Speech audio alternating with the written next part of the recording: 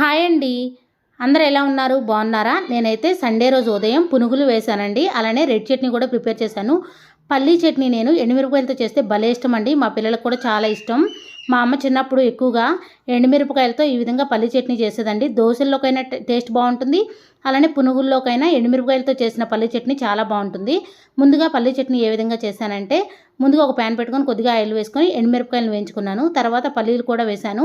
తర్వాత పచ్చిశనగపప్పు, ఆవాలు, జీలకర్ర వేసి మంచిగా ఫ్రై చేసుకొని కొంచెం చల్లారిన తర్వాత మిక్సీ జార్లోకి తీసుకొని అందులో కొద్దిగా సాల్ట్, కొద్దిగా చింతపండు వేసి మిక్సీ అయితే పట్టేశానండి.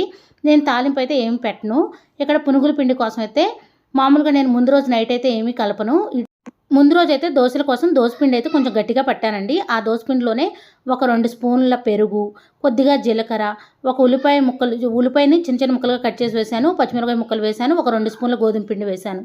పునుగుల పిండి ఎప్పుడైనా సరే గట్టిగా కలుపుకోవాలండి. మరీ లూజ్గా కలుపుకోకూడదు. ఈ విధంగా ఉండాలి. తర్వాత ఆయిల్ కొంచెం హీటెక్కిన తర్వాత ఈ విధంగా పునుగుల్లాగా వేసుకోవడమే. మంచిగా రంగు వచ్చిన తర్వాత పునుగుల్ని తీసేసుకోవడమే అండి ఆయిల్లోంచి. అయితే పునుగుల్లో కొంచెం ఆయిల్ పీల్చిద్ది కదా, ఆయిల్ లేకుండా ఉండాలంటే ఒక పేపర్ వేయాలి.